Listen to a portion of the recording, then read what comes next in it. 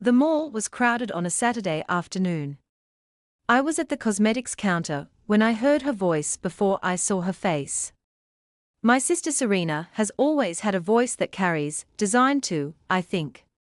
She saw me and smiled the way she smiled when she had decided something was going to be entertaining. She looked at the man beside me and then back at me and said, "Oh, congratulations on settling." She said it clearly enough for the woman behind the counter to hear. I didn't react. I simply turned to my left and said, "This is my husband James." Then I watched her look past James and see who was standing just behind him. Part 1. I should tell you how Nathan and I started, because the beginning is where the pattern is clearest. We met at a hospital charity event 6 years ago. I was there representing the marketing firm I worked for, which handled the event's communications. He was there because it was his world, medicine, cardiology specifically, the particular subset of people who spent their professional lives with other people's hearts. He was 36 then. Careful with his words. The kind of man who listened to the end of your sentence before forming his response, which sounds like a small thing until you have spent time around people who don't do it. We dated for 2 years before he proposed. The ring was simple and considered, the kind of choice that tells you something about how a person thinks, not what would impress, but what would suit. He knew me well enough by then to know the difference. I said yes on a Tuesday evening in his kitchen, while he was making dinner, and the whole thing was unplanned and imperfect and entirely right. My name is Rachel. I am 34 years old. I work in brand communications and I am good at it in the specific way that people are good at things they chose deliberately rather than fell into. I pay attention to how things are presented versus how they actually are. I notice gaps between image and reality. It is a professional habit that I have not always applied with sufficient rigor to my own personal life. Serena is 4 years older than me. She has always been magnetic in the way certain people are magnetic, not through warmth exactly, but through a quality of focused attention that makes whoever she is speaking to feel, temporarily, like the most interesting person in the room. She deployed this selectively. I had watched her deploy it my entire life. At family dinners, at parties, in any room where there was something she had decided she wanted. When Serena focused on you, it felt like sunlight. You leaned toward it. Most people did not notice the heat until later. I introduced her to Nathan at a family dinner 8 months before our wedding.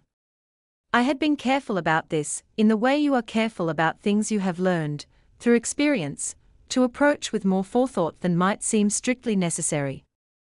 I had introduced Serena to a boyfriend at 22, and watched her redirect his attention over the course of 3 months with the patient, unhurried confidence of someone who had never failed at this particular task.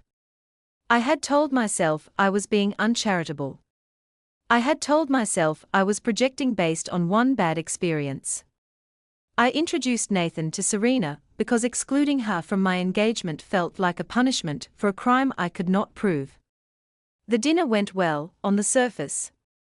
Nathan and Serena talked about medicine.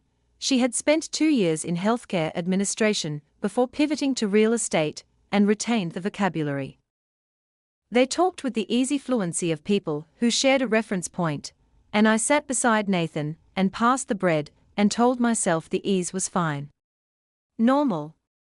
The thing that happens between socially comfortable people who have nothing complicated between them.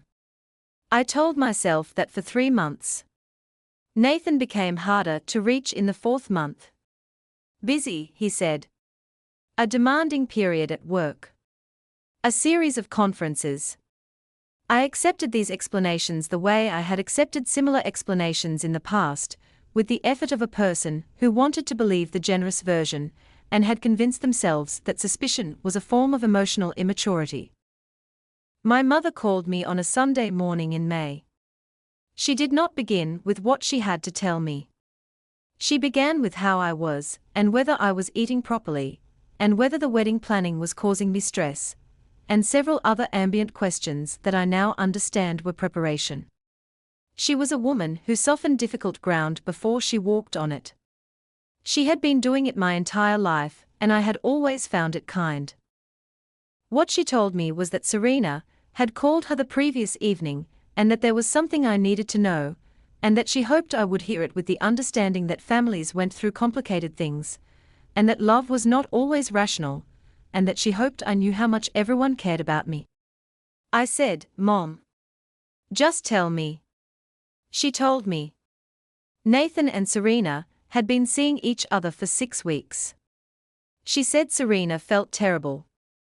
She said Nathan felt terrible.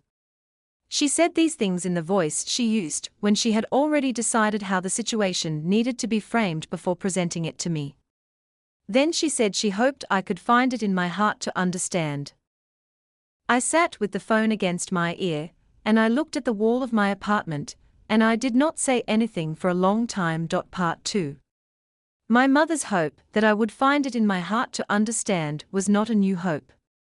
She had expressed versions of it my entire life, in different language, about different situations, always in the same direction. Toward Serena. Away from whatever I was feeling about something Serena had done. My mother was not a cruel woman. She was a woman who had learned, very early in Serena's life, that Serena's distress was louder and more immediate than mine, and she had organized her responses accordingly for 30 years without ever examining whether that organization was fair. I was the daughter who processed quietly. Serena was the daughter who needed managing. These are not character flaws in isolation.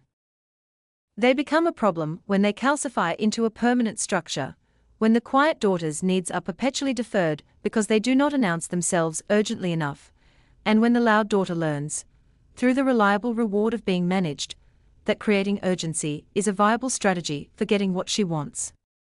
I had been watching that structure operate since I was old enough to understand it. When I was 10, I won a short story competition at school. The prize was small, a certificate, a mention in the school newsletter, a book voucher. My mother congratulated me warmly. 2 days later Serena failed a math exam, and my mother spent the weekend with her, working through the material, cancelling the outing she had promised me to celebrate my win. When I pointed this out, gently and carefully in the way I had already learned to point things out, my mother said, "Your sister needs me right now. You're so strong, you understand." I understood. I always understood. I had been trained to understand from a very early age, and I had learned to experience the understanding as a virtue rather than a loss. At 19, I was accepted into a university program I had worked extremely hard to qualify for. My parents were pleased. The dinner conversation that evening turned, within 20 minutes, to Serena's gap year plans, which were complicated and required significant family financial discussion. My acceptance was not forgotten. It was simply superseded, the way my things were always superseded, by a situation that had more volume. At 22, there was the boyfriend. His name was Daniel, and we had dated for 8 months, and I had believed it was becoming something real. Serena had met him twice. The second time was at a family birthday party, and I watched her focus on him the way I had watched her focus on things she decided she wanted, with that directed warmth, that quality of making someone feel like the center of something. Daniel and I ended 3 months after that party. He said he needed space. A year later I saw him at a mutual friends gathering, and he was with Serena, and they looked easy together in the way people look when they have been easy together for a while. Nobody in my family acknowledged the connection. I did not raise it. I folded it into the growing file of things I had processed quietly and filed under complicated and moved forward from, because moving forward was what I did and because the alternative, naming the pattern, tracing it back through years of small losses, holding the people I loved accountable for a structure they had never examined, felt, at that point in my life, like more than I was ready to do. Nathan was not Daniel. That is worth saying. Nathan was a man I had chosen with more care and more self-knowledge than 22-year-old me had possessed. He was a man whose particular quality of attention I had recognized and valued, and built something real with over 3 years. The loss of him was not the same category of loss as Daniel. And yet the mechanism was identical. The introduction. The focus. The 6 weeks of quiet repositioning. And then my mother's voice on a Sunday morning, hoping I could find it in my heart to understand. What I found, sitting in my apartment after I ended that call, was not understanding.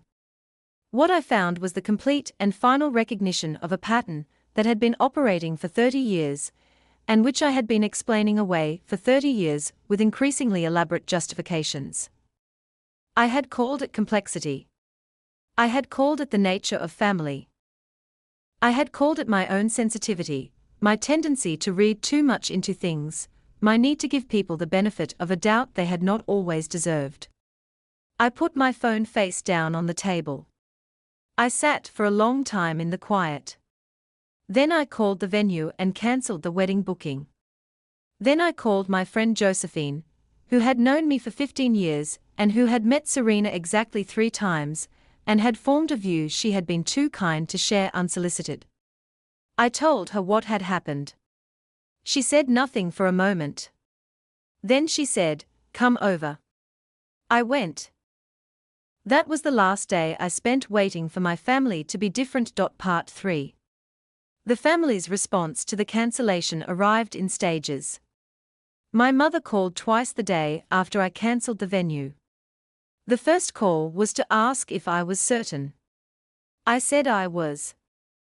The second was to tell me that Serena felt awful about everything and that Nathan was a good man, who had simply followed his heart, and that these things happened in families, and that she hoped I would not do anything that would make the situation harder for everyone. I noticed that harder for everyone was doing significant work in that sentence. I was the one whose engagement had ended. I was the one who had booked and now cancelled a wedding. I was being asked to manage my response with the family's collective comfort in mind. I told my mother I needed some time. She said of course. She said she was there for me. She said it with complete sincerity, and no apparent awareness of the gap between that statement and the conversation she had just had with me. My father called once, briefly, and said he was sorry and that he loved me. That call I received differently. My father was not a complicated man. He loved both his daughters, and he had spent 30 years following the path of least resistance through a household organized around Serena's needs, because the alternative had always cost more energy than he had available. His love was real. His failure to intervene was also real. Both things were true simultaneously, and I had made my peace with that particular combination years before this specific crisis. Serena did not call. She sent a text 11 days after my mother's call. It said, "I never meant to hurt you. I want you to know that." I read it twice and set my phone down and did not respond. Not out of anger that I was performing for anyone. Simply because there was nothing in that text that required a response from me. It was a statement designed to make the sender feel better, and I had no obligation to serve that function. The months that followed were the quietest I had spent in years. I went to work. I did my job well, which had always been true, and which the disruption in my personal life did not alter. I had dinner with Josephine on Thursdays. I took a weekend trip to Savannah alone in October, and walked through the historic district in the early mornings, before the tourists arrived, and ate good food, and sat by the water and read, and did not think about Nathan, or Serena, or my mother's voice asking me to understand. I thought about James for the first time in November. He was not new to my life. We had worked adjacent to each other for 2 years. He was a structural engineer whose firm collaborated with clients of mine on several projects. He was steady in a way that I had learned to recognize and value. Not flashy. Not the kind of man who filled a room before he had assessed whether filling it was warranted. He paid attention. He finished sentences before responding. He had, I realized in November, been paying a specific kind of attention to me for longer than I had been paying attention back. We had dinner in December. Just dinner, with no particular framing around it. We talked for 3 hours about work and cities we had lived in and a documentary we had both seen recently, and whether the coffee at the place we were at was as good as the coffee at the place across the street. Normal conversation. Dinner-shaped conversation. I drove home afterward and sat in my car for a few minutes and identified the feeling I was having, which was simple and clear, and entirely without complication. I had been comfortable. That was all. Just comfortable. Present, interested, and comfortable. I had forgotten, somewhere in the years of managing the gap between what my family was and what I needed it to be, that feeling was available to me. That it was not exceptional or rare. That it was simply what happened when you were with someone who did not require you to be smaller than you were. We married 14 months later. Small ceremony. Josephine was my witness. My parents attended. Serena did not, citing a scheduling conflict that I neither questioned nor mourned. The ceremony was in a garden on a clear Saturday in February, and the whole thing was finished by noon, and we had lunch with the people we loved, and it was warm and easy and entirely without drama. James was standing beside me at the cosmetics counter in the mall when I heard Serena's voice. That was 8 months after the wedding. 8 months of a life that had the specific quality of something built on correct foundations, not perfect, not without difficulty, but solid in the ways that mattered and honest about the ways it wasn't. She saw me before I saw her. She had Nathan with her, she crossed the